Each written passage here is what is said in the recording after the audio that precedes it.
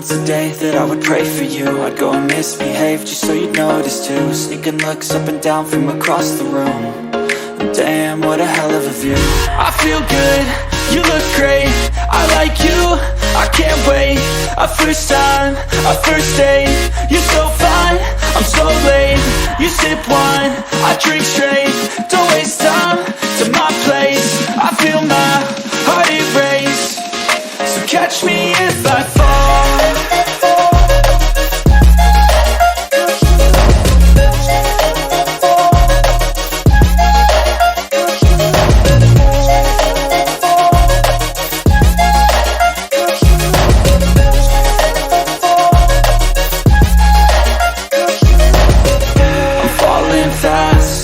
Praying that this night's gonna last. You got it all on tap, I'm loving your vibe, always have your back. We like all the same tracks, listen all night in the sheets all black. Said I'm falling fast, don't remember life before you, that's fact. I feel good, you look great, I like you, I can't wait. A first time, a first date, you're so fine, I'm so late. You sip wine, I drink straight, don't waste time to my place. I feel my heart erase, so catch me if I fall.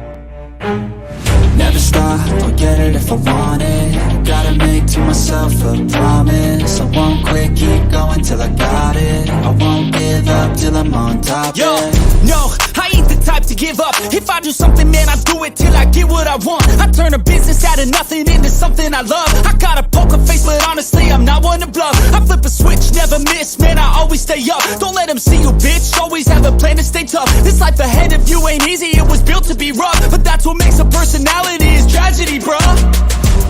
So keep your head on your shoulders. Now we ain't out here moving rocks, we out here moving boulders. Now we ain't getting posterized, we out here making posters. And we ain't got nothing to hide, we move forward like soldiers. You better wake up for the pay stub, or you'll pay up. Don't make love to the game, bruh, fuck the game up. Change up, rearrange stuff to your greatness. Famous for the way up, play the game, bruh. Never stop, I'll get it if I want it. Gotta make to myself a promise. I won't quit, keep going till I got it. I won't give up till I'm on top, yeah. You know I'm always honest, there ain't no way I'm ever stopping. I won't quit, keep going till I got it. I won't give up till I'm on top, I'm always flirting with pain, she like to hurt me and maim. I'm always working to change, but she's still lurking the same. I keep on building a dynasty while the haters be trying me. But they hate from inside, you see, hate themselves in society. So I let them speak quietly while my actions speak wider. See, they be hiding in privacy with the screen, oh the irony. To hate someone who's trying to be whatever they would like to be. We all feel the anxiety, we make our own rivalries.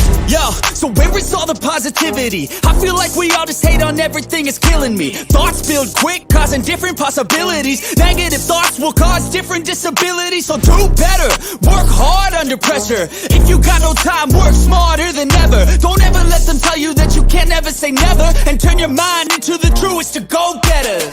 Never stop, I'll get it if I want it. Gotta make to myself a promise. I won't quit, keep going till I got it. I won't give up till I'm on top, yeah. You know I'm always honest, there ain't no way I'm ever stopping. I won't quit, keep going till I got it. I won't give up till I'm on top, yeah.